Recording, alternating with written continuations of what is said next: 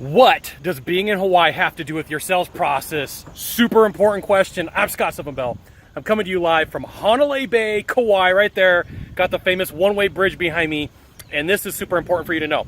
Now, one of the things that I've really noticed on this trip out here, I come out to Hawaii a bunch, and I forget about this because I got my mom, and she's a traveling companion, and we were talking about how upset people are because when it comes down to it, people don't realize how expensive it is to come out here. So if you're on the mainland, you live in the 50 continuous states, you know, there's pretty much a set price. But when you come out to Kauai, and especially like when you come out to Honolulu Bay, it's going to cost you more money because it takes more to get food here. It's more remote, so it's going to cost you more. And you're like, Scott, come on, get to it. What does that have to do with my sales presentation?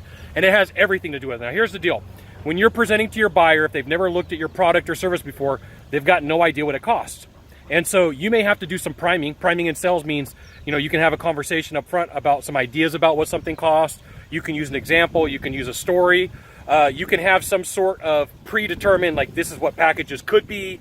This is what you're kind of looking at early on in the sales presentation. Because here's what happens. You need to get the big no out of the way. And the big no is like when you walk up to somebody, you tell them how much it is. Well, you wouldn't walk up to them. You give your presentation. They're like, no, I'm not buying today, right? You need to get that big no out of the way. And if you don't have that, then you don't have enough time to overcome some of the objections that the buyer is going to have. Now, here's the thing. No matter what product, no matter what service, no matter what widget, no matter what gizmo you have to offer, there's going to be some price aversion because nobody has an idea of what it's supposed to cost and what it's supposed to be. So you, as a salesperson, need to prepare for that. I'm over here, right? There's Honolulu Bay is like that direction. It's over there.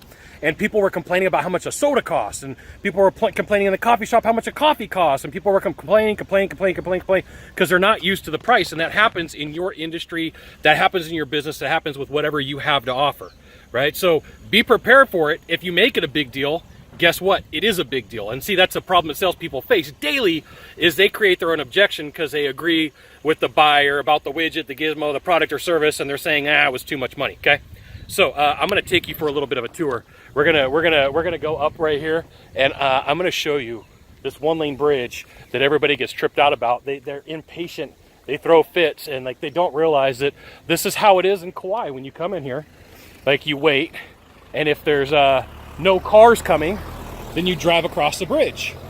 But local tradition is if you come out here, if there's 5 cars backed up, you stop and you let them go. And I'm going to tell you, I've been coming out to Kauai for a long time. This bridge right here is not changing. And so that's a challenge for salespeople when they're not willing to change. They're not willing to make adjustments. They're too uptight. And that's a problem. Salespeople, a lot of them are just way too uptight for their own good. I get it. You got to have a sales presentation. You got to have things go the way that you want them to go. But sometimes you need to be flexible. Sometimes you need to be flexible. And I'm not talking about your price. I'm talking about your presentation, okay? I look at a presentation like Lego. Can you stack things around? Can you move them around? So, you know, for you, there was a bonus lesson here. You got a 2-for-1. I got to let you know, that did scare me. You got a big truck coming across the bridge, and he's trying to tell people to move. You got one thing to do from here. Just one thing. Find the subscribe button, click on it, and every time I send out a video, you'll get an update. I jumped. I really did. That would be fantastic. Sylvan Bell. We'll see you soon. Thanks for dropping by. Aloha.